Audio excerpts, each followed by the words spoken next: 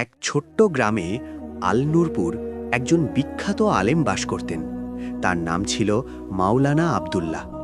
তিনি গ্রামের জামে মসজিদে ইমাম ছিলেন এবং দিন-রাত ইসলামের জ্ঞান বিতরণ করতেন। মাওলানা সাহেবের খ্যাতি ছিল দূর দূরান্তে। লোকেরা বলতো, তার কাছে যে আসে তার হৃদয়ের সমস্ত অন্ধকার উড়ে যায়। তিনি কখনো রাগ করতেন না, কখনো বিচার করতেন না, বরং প্রত্যেকের কথা মন দিয়ে শুনতেন এবং কোরআন ও হাদিসের আলো দেখাতেন। একদিন বিকেলে মাগরিবের আজান দেওয়ার কিছুক্ষণ আগে মসজিদের দরজায় এক অদ্ভুত দৃশ্য দেখা গেল। এক হিন্দু নারী, বয়স প্রায় ৩৫-৪০, সাদা শাড়ি পরে মাথায় পাল্লা দিয়ে দাঁড়িয়ে আছেন। তার চোখ লাল, মুখ ফ্যাকাশে। গ্রামের লোকেরা অবাক হয়ে তাকিয়ে আছে।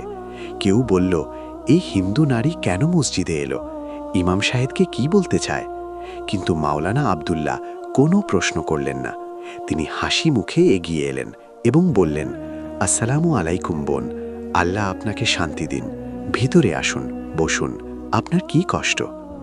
নারীটি ভিতরে ঢুকে বসলেন। তার নাম ছিল রাধা। তিনি কলকাতার কাছে এক গ্রাম থেকে এসেছেন, অনেক দূর পথ। মাওলানা সাহেব চায়ের জন্য বললেন এবং ধৈর্য করে তার কথা শুনতে শুরু করলেন। রাসূল সাল্লাল্লাহু আলাইহি ওয়াসাল্লাম বলেছেন, যে ব্যক্তি তার ভাইয়ের কষ্ট দূর করে, আল্লাহ তার কষ্ট দূর করবেন। বুখারী। মাওলানা সাহেব এই হাদিস মেনে চলতেন। রাধা কাঁদতে কাঁদতে বলতে শুরু করলেন, ইমাম সাহেব, আমি হিন্দু পরিবারে জন্মেছি। আমার স্বামী একজন ধনী ব্যবসায়ী। আমাদের 2টি সন্তান। বাইরে থেকে সবাই বলে রাধা খুব সুখী, কিন্তু ভিতরে ভিতরে আমার জীবন নরক। আমার স্বামী অনেক বছর ধরে অন্য নারীর সাথে সম্পর্ক রেখেছে।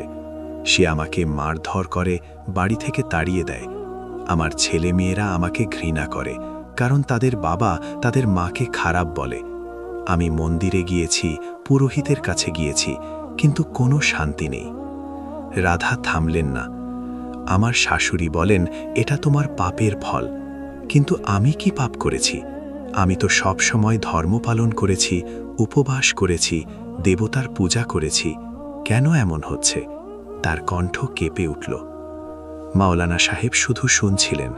তিনি জানতেন, কোরআনে আল্লাহ বলেছেন, আর যখন আমার বান্দারা তোমাকে আমার সম্পর্কে প্রশ্ন করে, তখন বলো, আমি নিকটবর্তী। আমাকে যে ডাকে হৃদয় দিয়ে, আমি তার প্রত্যুত্তর দিই। সূরা বাকারা ১৮৬। রাধা বলতে থাকলেন, একদিন রাতে আমার স্বামী আবার মারধর করল। আমি বাড়ি থেকে পালিয়ে এলাম। পথে একটা মসজিদের সামনে দাঁড়িয়ে দেখলাম ভিতরে লোকেরা নামাজ পড়ছে। শান্তি দেখে আমার মন ভালো হলো। তারপর শুনলাম আপনার খ্যাতি, তাই এলাম। আমাকে বলুন, কি করব? আমার জীবন শেষ হয়ে গেছে। মাওলানা সাহেব হাত ধরে বললেন, রাধা বোন, আপনার কষ্ট আমি বুঝি। ইসলাম শেখায় যে কোনো নারীকে তার স্বামী মারতে পারে না।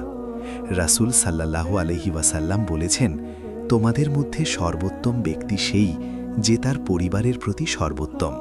তিরমিজি। আপনার স্বামী ভুল করছে, কিন্তু আপনার সমস্যার মূল আরও গভীর। তিনি কোরআনের একটি আয়াত পড়লেন, মানুষের জন্য তার প্রয়োজনীয়তা ও ইচ্ছার সৃষ্টি করা হয়েছে। যদি আল্লাহ চান, তিনি তোমাদের এক জাতিতে করে দিতেন, কিন্তু তিনি যাকে ইচ্ছা অনেক দলে বিভক্ত করেছেন। সূরা হুদ ১১৮-১১৯। আপনারা হিন্দু, আমরা মুসলিম, এটা আল্লাহর পরীক্ষা, কিন্তু সত্য এক, আল্লাহ এক, তার রাসূল এক। আপনি কেন এসেছেন জানেন? আল্লাহ আপনাকে ডেকেছেন। রাধা অবাক হয়ে বললেন, আমি ইসলাম গ্রহণ করব, কিন্তু আমার পরিবার, আমার ধর্ম? মাওলানা বললেন, ইসলাম কোনো জোর করে নয়। কোরআনে বলা আছে, দিনের ব্যাপারে তোমার কোনো জবরদস্তি নেই। সূরা বাকারা ২৫৬। প্রথমে শুনুন, চিন্তা করুন, আজ রাত এখানে থাকুন। সেই রাতে মাওলানা সাহেব রাধাকে ইসলামের মৌলিক বিশ্বাস শিখালেন।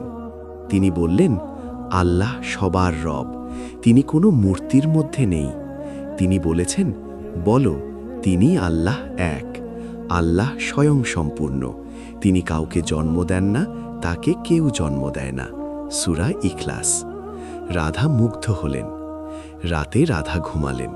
স্বপ্নে তিনি দেখলেন এক আলোকিত পথে হাঁটছেন। পথে এক মানুষ, যার মুখ নুরানি, বললেন, আয় রাধা, ইসলামের দরজায় এসো, তোমার কষ্ট শেষ হবে। সকালে উঠে রাধা কাঁদতে কাঁদতে বললেন, ইমাম সাহেব, আমি স্বপ্ন দেখেছি, আমি ইসলাম গ্রহণ করতে চাই। মাওলানা সাহেব খুশি হলেন। তিনি কালিমা শিখালেন, লা ইলাহা ইল্লাল্লাহু মুহাম্মাদুর রাসূলুল্লাহ।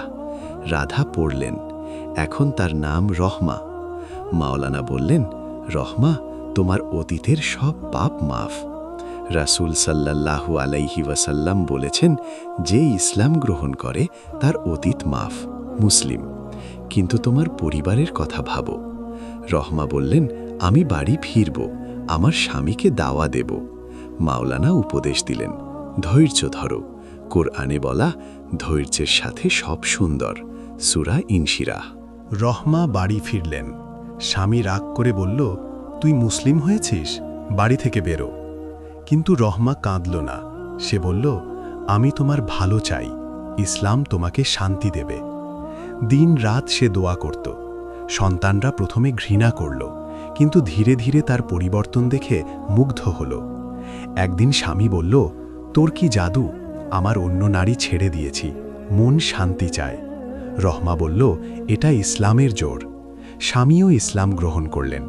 পরিবার সবাই মিলে নামাজ পড়তে শুরু করল। বছর কয়েক পর রহমা আবার আল নূরপুর এলেন, এবার পুরো পরিবার নিয়ে। তারা মসজিদে এসে মাওলানা সাহেবের হাত চুম্বন করল।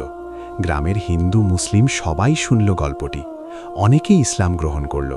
রাসূল সাল্লাল্লাহু আলাইহি ওয়াসাল্লাম বলেছেন, দাওয়া দাও, আল্লাহ হেদায়েত দেবেন। রহমা বললেন, ইমাম সাহেব, আমি আপনার কাছে এসেছিলাম কষ্ট নিয়ে, আজ আমি শান্তি নিয়ে এসেছি।